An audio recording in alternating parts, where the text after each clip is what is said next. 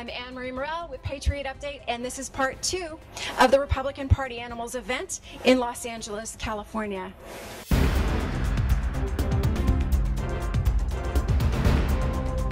Your last video is one of my favorites that you've ever done. Okay. Tell us about that video, because okay, you're getting a lot of reaction for that. It was on the Blaze. That's right, it made it to the Blaze. Well, we've got the attacks coming against Herman Cain, and really? I haven't noticed. Yes, you did. which I knew was going to happen. I knew this. I mean, we saw this coming with Sarah Palin. Oh, yeah. All the sexist attacks that came against her, and I said, watch, if there happens to be a black person who comes to stepping up for the Republican nomination, they're going to come after him, with a vengeance, and and surely enough, they did. What's just really sad about it, though, is that all the racism that they accuse the right wing of, it's all projections. So that's what they're doing, and it's one of those things where you should just be able to say, just step aside and let them fall on their own sword. But there's a lot of people that are so conditioned and so programmed, and they're listening to them. Yeah, and in Herman Cain's words, they're brainwashed. I'm sorry if they don't like it. If you don't like it, I'm sorry. You're brainwashed. You are hung up on the party that has fought for slavery, imposed Jim Crow, imposed the Dred Scott decision, revocation of civil rights. All these things that you're so angry about with white history, it was the Democrat Party. Republicans didn't have anything to do with it. So, what can we do starting right now? I'm going to use the R word. You're going to have to be repetitive. Yeah. When you're teaching somebody something, it takes repetition. And with the liberals, they've mastered that. They're repetitive with their message. They're Zelensky. Yeah. They're just constantly doing it. And with Republicans, they have to have the same stamina. With liberals, I can understand why it may be easier for them to do, because they're lying, and lying is a creative process. So they don't mind being repetitive with just kind of reprocessing this lie, but it's still the same thing that they're saying. With Republicans, it's kind of hard because you tell the truth, and once you've told the truth, where do you go from there? But that's what you have to keep doing. It's like, look, man, it may not entertain you. I'm sorry if it's not some big dazzling movie or something like that, but this is the truth, and you just got to keep telling it. Frank Gaffney, founder and I'm going to read this because it's long. Founder and president of the Center for Security Policy in Washington. You served under Ronald Reagan as the Assistant Secretary of Defense for International Security Policy. You've done everything. You're one of the foremost experts on Islam in America right now. You wrote a book called Shariah, The Threat to America. What kind of threat? Most people don't believe that Shariah could ever happen in America. Why is that a threat to us? Let me start with what Shariah is, because I think too many of us are still unaware that it even exists, let alone that it's coming here. Shariah is often thought of as Sharia law, and it is a body of law, to be sure, but it's really a political program that has military and intelligence as well as legal dimensions to it. Some of it deals with the faith and how people must practice it, but an awful lot of it has to do with just power. And the thing that we really delved into in this book, Shariah, The Threat to America, is another aspect of the Sharia adherence jihad, which comes about when they can't use violence effectively, when it would be counterproductive.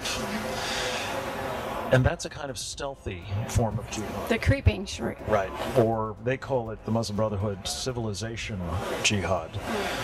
And civilization jihad comes about in a lot of different ways. It's a kind of influence operation that manifests itself in our courts, in our financial sector, in policy organizations, food, in our interreligious communities, in our universities, in our media, and what most people don't appreciate, because it happens kind of incrementally and stealthily, is that they're making tremendous strides. Now, to be sure, it's not as bad as it is, say, in Europe at the moment, where, for example, you have 87 Sharia law courts that operate side by side with English common law in Britain, or the 750 areas that are called no-go zones in France, where the authorities of the country simply cannot go, and Sharia law is applying. We did a study earlier this year at the Center for Security Policy of just a tiny microcosm of our court system. We found 50 cases where somebody had tried to insinuate Sharia law into court cases at the state appellate level. And when we drilled down on those cases, it's LA. When we drilled down on those cases, we found that in 27 of them, in 23 states, the court, either at the trial level or at the appellate level, said, use Sharia to adjudicate the case. The most egregious example of which was in New Jersey, where a woman, a Moroccan woman originally, American citizen, asked the court for a restraining order against her husband, who was raping her and torturing her. And the judge at the trial level said, I don't see any criminal intent here. He's just practicing his religious convictions.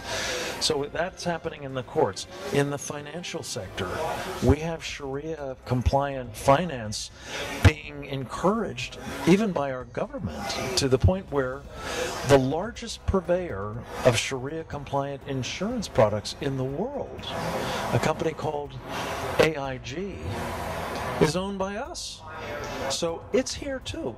The more you look at it in the universities and the media and the food system and so on, the more you're going to find evidence of it. And I'm really grateful to you for taking a look at it, because when you do drill down, you realize that stealth jihad thing isn't just happening someplace else, it's happening here. And if we don't recognize it and start acting against it, we will find ourselves facing a similar fate to Europe. In 3 states so far, and we're hoping in maybe more than 20 in the next legislative session in a lot of states around the United States, is the adoption of a legislation we call American Laws for American Courts.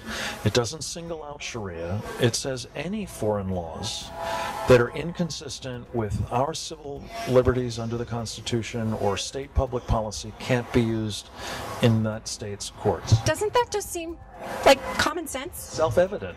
Yeah, it does. And the problem is we need it precisely because this stealth jihad is taking place. Why is it that all of the media, including Fox News, all of them won't say Muslim terrorists? When we're attacked by Muslims, they use every word they get. They would say, oh, it was out of Iran, or they'll say, oh, he's an American-born citizen, but they don't use the word Muslim. Why is that?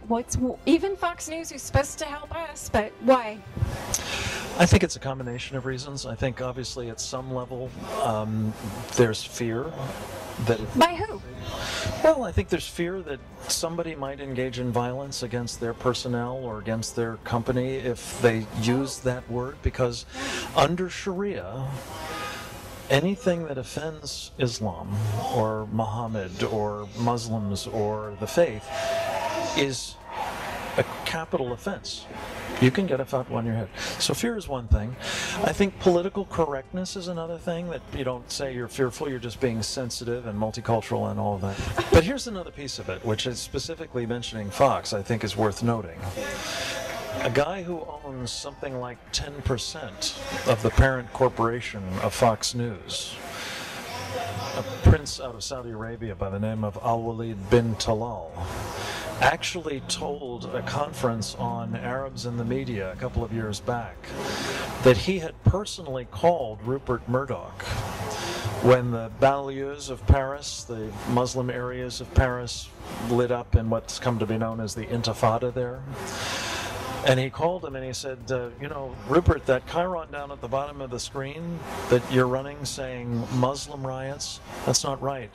They're not Muslim riots. And he gloated to this audience.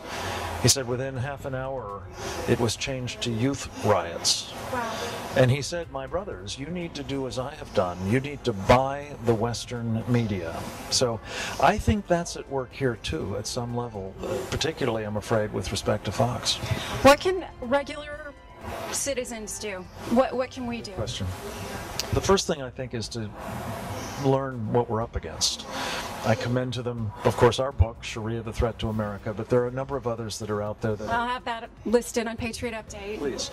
Yeah. Link to ShariahTheThreat.com. They can get it for free as a PDF if they want, or they can get it as a Kindle, book for $3 and buy it on Amazon. But get it as a primer. It's very readable and it's very authoritative. I am with Trevor Loudon, and you are from New Zealand, so welcome to America. Welcome. Nice to be a great event tonight. Excellent. You were the guy who uncovered Van Jones, who was in the Obama administration, a flat-out a communist, and you have worked with Glenn Beck to uncover a lot of really amazing stuff. Did you find all this out on the other part of the world? Yeah, look, I'd been researching communists and socialists for a long time in New Zealand, so when Obama came along, I knew where to look. I knew how the networks worked and the organisations and how they're related.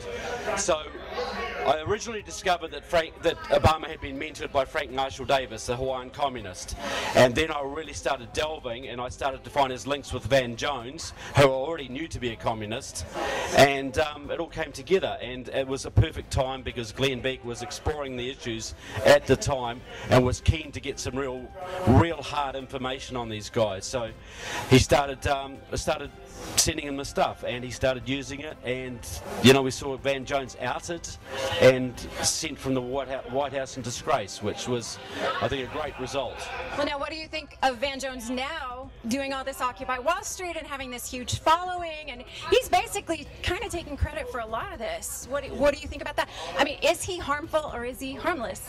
Look, I think he's very harmful. He's a charismatic, smart guy, but anybody who doubted he was a Marxist or a communist when he was outed from the White House, look at him now. What's he doing? He's working with every communist group in the country, every radical Marxist and anarchist group, trying to stir up as much trouble for his main man Obama as he possibly can. And he's showing his colours. He pretends to be green, but he's a watermelon. Like every watermelon, he's red on the inside, and he is dangerous. I agree. When Obama was in Chicago, he was a Democratic Socialist. I mean, it's out there. Do you believe Obama is still a socialist? I know conservatives aren't supposed to say that out loud, but what's up with him? Look, he's a socialist. He's got Marxist leanings. There's no question. He's a red diaper baby. He was born into the movement. He has followed the movement at every step of the way. He's been promoted by the movement, and he's enacted policies of the movement every step of the way. If you want to understand what Obama's going to do tomorrow, read the Communist Party newspaper or the Democratic Socialists of America newspaper today, because the talking points that they are pushing is what Obama is going to be saying tomorrow. And that is how it works. He is a child of the movement. Obama did not make a movement. The movement made Obama, and he is their servant. What do you think of Americans that just don't seem to care about this? It must be like you've got all this information and people are ignoring it to a certain extent. Well, I'm heartened. I think it's always been that way. Like when the American Revolution was going, most people wanted nothing to do with it. It was only when it really got underway that people climbed on board.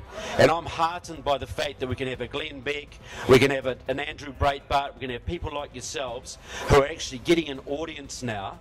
The Tea Party movement is a stunning achievement. It's a really heartening phenomenon for me and millions of other freedom lovers all around the world. I think there's more people in this country now who understand the Constitution and what makes America different than there has been at any time since the Revolution. Now my thing is national security, communist subversion, socialist subversion, and more people are listening to that message now than ever have been before, because they can see these guys in action. They can see the Occupy LA. I was down at Occupy LA the other night and I saw 5 Communist Party members sitting in a corner. There was Kelly McConnell and Mario Brito, organising for the next day's events. Now that's what it's all about. A whole lot of rabble with a few guys in the middle stirring it all up, and they are there and they are active. How far do you think this is going to go in America? Well, that depends really on the Tea Party movement and the Republicans. If enough of you guys stand up, I think America is going to either come out of the Obama period as enriched and become increasingly, it's going to return to its roots and return to prosperity and return to constitutionalism, or it's going to go down the hole. You know, and that depends. If enough Republicans and Tea Party activists can turn this country around, it's got a great future. If Obama wins another term, I fear for what's going to happen. So it's really down to the next few months. So everybody who cares about freedom has got to get off their backside and do what they can.